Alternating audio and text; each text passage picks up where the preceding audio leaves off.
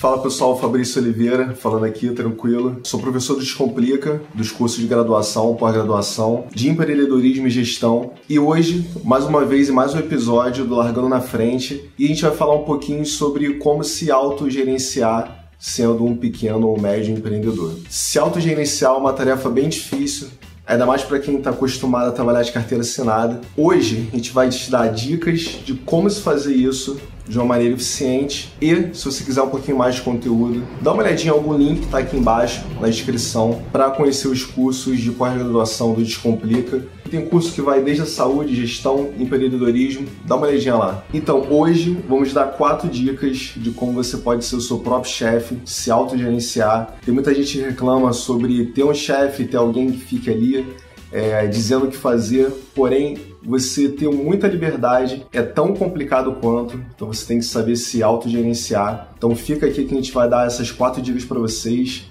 Vamos começar, fala produção, toca a vinheta.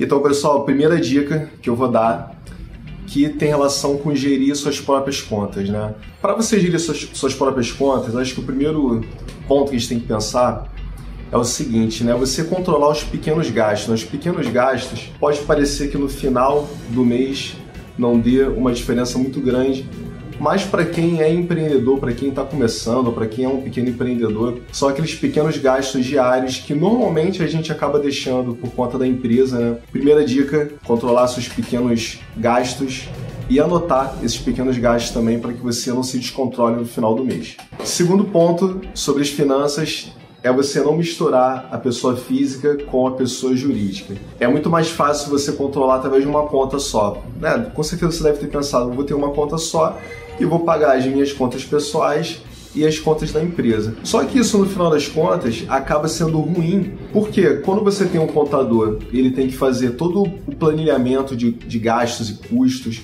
e gerar o imposto que você tem que pagar, tudo que você tem que pagar, fica um pouco complicado se você misturar as suas contas pessoa física e jurídica. Além do que, o controle ele acaba sendo um pouco mais dificultado. Então, quando você é um pequeno empreendedor, uma dica importante é abra 2 contas. Tem algumas empresas até que conseguem abrir uma conta só desmembrada para pessoa física e jurídica com um controlador só, mas, se possível, não misture a mesma conta, os mesmos gastos, só numa conta só. Abra uma conta para você e abra uma conta para pessoa jurídica e não misture os 2 pagamentos, as 2 faturas e boletos que você tem que pagar. Bom, um outro ponto muito importante com relação às suas finanças e para um pequeno empreendedor, para quem está começando, é você ter um prolabore no final do mês. O que seria um prolabore, né? O prolabore nada mais é do que o salário da pessoa que empreende.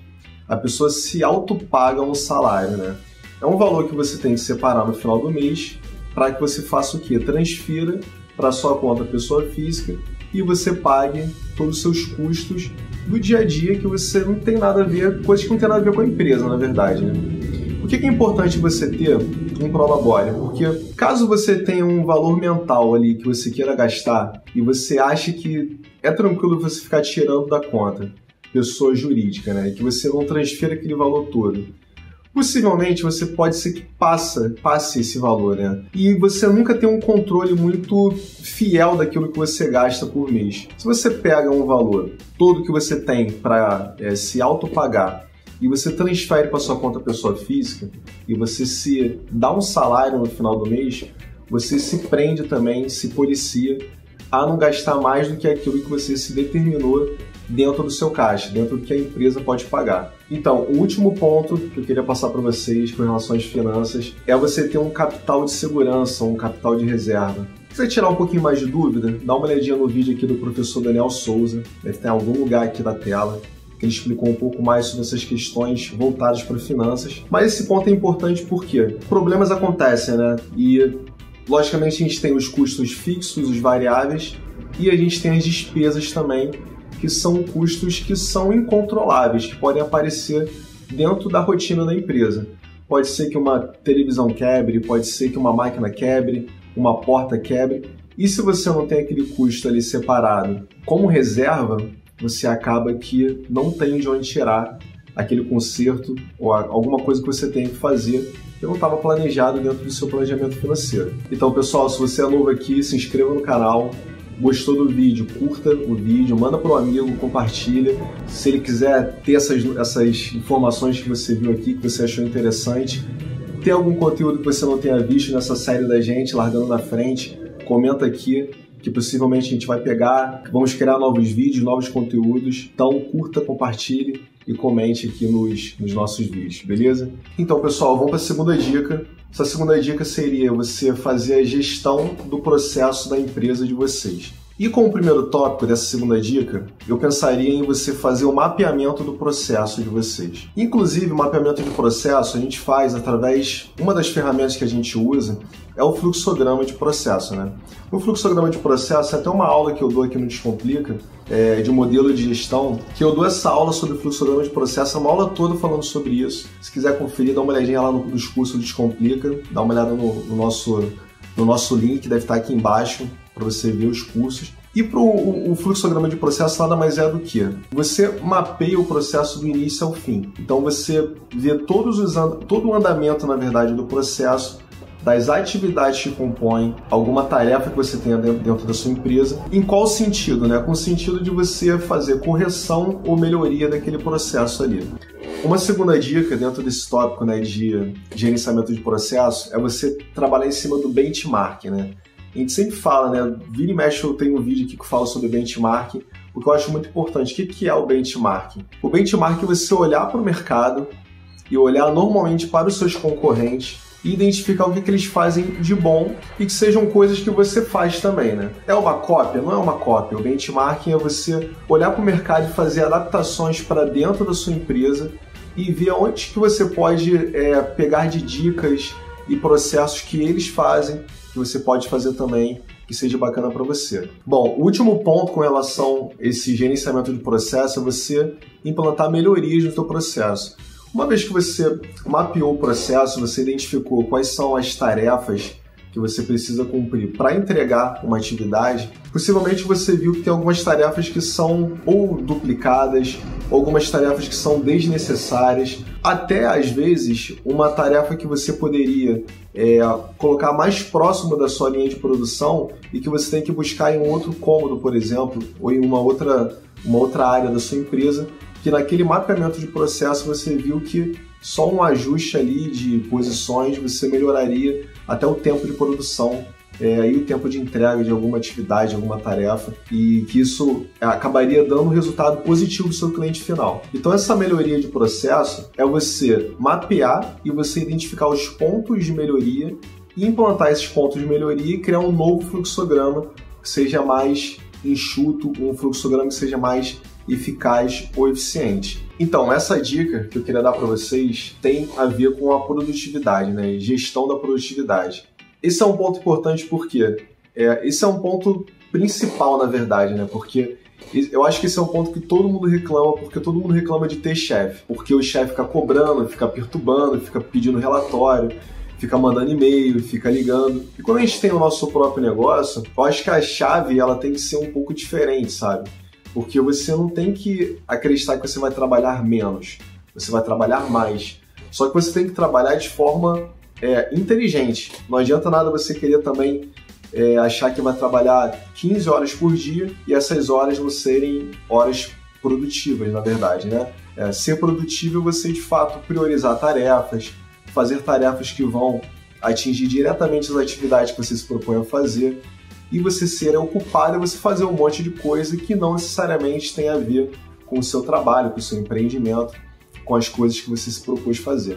Bom, outro ponto que eu queria falar com vocês também é com relação àquele mito de que o empreendedor ele tem que ser aquela pessoa que faz tudo e fica trabalhando durante 15, 16 horas por dia, como se isso fosse um exemplo ou fosse uma representação de ser uma pessoa produtiva, né? Como eu falei para vocês, ser produtivo é muito diferente de você ser uma pessoa ocupada. E esse mito da gente fazer tudo, logicamente quando você está começando, você não tem todos os colaboradores, né, funcionários para te ajudar em todas as tarefas, mas você pode dividir de uma maneira que você não fique estressado com relação à atividade que você tem que tomar. Então, se você se organizar, se planejar, fazer as tarefas principais do dia criar o seu diário de bordo, são formas que você tem de você não se estressar no final do dia e tornar o seu dia um pouco mais produtivo e fugir um pouco daquele mito de que o empreendedor é aquele cara que fica o dia todo fazendo um monte de coisa, fica estressado. É uma frase bem importante, né? Que um CNPJ ele não vale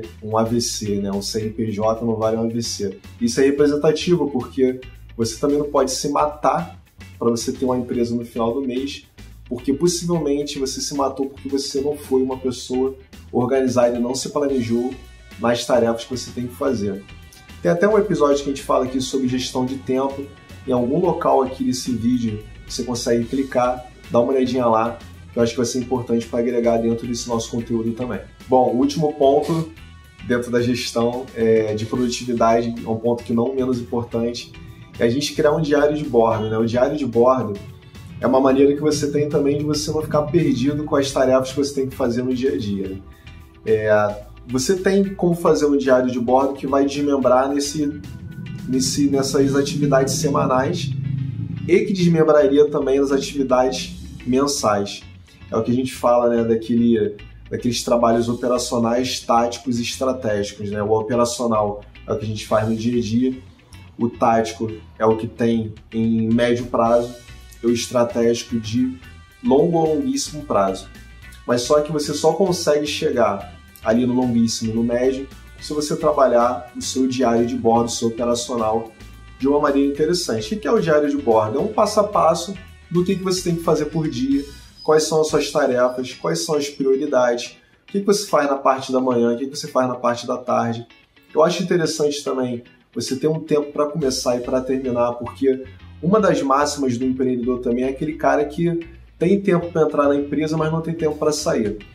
E a gente também, hoje em dia, comenta muito sobre qualidade de vida, né? Não adianta nada você achar que é super produtivo porque você fica 24 horas dentro daquela atividade e você não cria um diário de bordo para você dar um respiro, para você, de repente, fazer outras coisas que são relacionadas também à sua atividade empreendedora e que não diretamente são ligadas ao teu trabalho, mas que podem te ajudar ali no seu dia a dia. Esse ponto que eu queria falar com vocês tem relação com a motivação, né? Esse ponto é tão importante que tem livros que só abordam esse ponto, na verdade, como se empreender tivesse relação direta e única com motivação. Eu sempre falo que você não consegue gerir uma empresa só com motivação, você não consegue gerar caixa, você não consegue criar atividades mercadológicas, você não consegue criar operação apenas com motivação. Você precisa de técnica. Para que você tenha técnica, você precisa de conhecimento. Então, pegando o gancho, né? Quer um pouco mais de conhecimento, quer um pouco mais de conteúdo, acha que a gente está passando aqui a pouco, dá uma olhadinha nos cursos, aqui do Descomplica, aqui da Pós, tem algum link está aqui embaixo na descrição, você tem um pouco mais de detalhes sobre o que a gente está falando. Mas a motivação, de fato, ela é muito importante, né? Porque você não tem alguém para motivar você.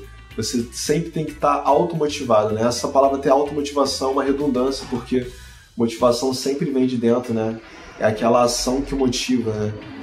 O que motiva a ação, na verdade, né? É sempre interiorizada, mas ela é um ponto importante. E tem que pensar também, como primeiro ponto de atenção, é que nem todos os dias serão dias bons, né? Tem dias que serão um pouco melhores, outros dias serão não tão bons, mas a gente tem que pensar na média.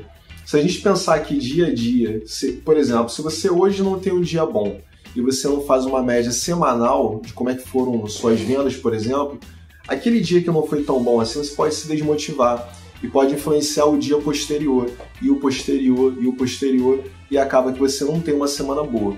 Então você tem que entender o dia não bom como um dia normal e que você pode ser que no dia seguinte você tenha um dia que você produza 2 vezes mais e que compense aquele dia que você não foi tão bom assim. Então, a motivação ela tem que se pensar de uma maneira muito fria. Você tem que fazer o que tem que ser feito, né? Acho que a melhor maneira de você se motivar, né, é você seguir o seu plano diário, aquele diário de bordo que eu falei para vocês, e ver o que acontece, ser uma pessoa racional. Entender que tem dias bons e ruins, e os dias bons eles vão dar o combustível para você, e os não tão bons assim eles podem ser compensados com outros dias à frente. E você tem que fazer a média, porque um dia ele não conta como se fosse o teu resultado mensal, na verdade, né? Então, não ligar muito para o dia ruim, seguir o plano diário e esperar o dia seguinte, que com certeza pode ser um dia melhor do que o dia anterior. O último ponto que eu queria falar para vocês com relação à motivação é o seguinte, é tirar um pouco aquele mito de que todo empreendedor é um profissional de sucesso e que toda carreira empreendedora é uma linha reta, né? Quando a gente empreende, a gente tem toda uma dificuldade de se criar uma curva de aprendizado, né? Isso todo um negócio é assim. Quando você entra no meio do processo, quando você é contratado por alguém, você já está, às vezes, numa empresa que tem 10 anos de curva de aprendizado, 20 anos, ou até empresas que são centenárias, na verdade, né? Você tem uma multinacional que tem anos e anos e você entra dentro daquela área ali, recebe um treinamento, e é só você se adequar. Mas quando você trabalha para si, quando você tem o seu negócio, você tem que criar essa sua curva de aprendizagem, né? Então, às vezes demora 2, 3 anos, e para você aguentar 2, 3 anos, às vezes não faturando bem, com aquela motivação sempre às vezes um pouco mais para baixo, um pouco mais para cima, perceba que a tarefa, na verdade, ela é árdua e ela tem altos e baixos. Então a gente tem que entender e tem que meio que desmistificar essa ideia de que empreender é uma atividade que você começa de um jeito e você vai se dar bem em um curtíssimo prazo, né? Então toda atividade empreendedora ela tem altos e baixos e a gente é importante entender que isso faz parte da tarefa empreendedora e faz parte do dia a dia do empreendedor, entender os altos e baixos da atividade empreendedora. Então, pessoal, espero que vocês tenham gostado dessas 4 dicas para que você consiga, de uma maneira um pouco mais interessante, um pouco mais eficiente, ser o seu próprio chefe, se autogerenciar, se autogerir, tanto o seu tempo, motivação, finanças, operação, tudo. Logicamente que não fica por aqui, a gente tem outros encontros aqui nessa nossa linha aqui do Largando na Frente. E se quiser um pouco mais de conteúdo, dá uma olhadinha nos cursos de pós-graduação do Descomplica, como eu sempre falo. Clica aqui no link aqui que tem na nossa descrição. Espero que vocês tenham gostado, que dê para aplicar na empresa de vocês, no empreendimento de vocês. Se não começou, comece para ontem. Se gostou do vídeo, curta aqui, dê um like aqui. Se inscreva no canal, compartilhe essa mensagem, espalhe essa mensagem, mande para algum amigo que queira receber, que esteja começando, que esteja batendo cabeça. Beleza, pessoal? Show de bola, espero que tenham gostado. Aguardo vocês na próxima. Forte abraço, tchau, tchau.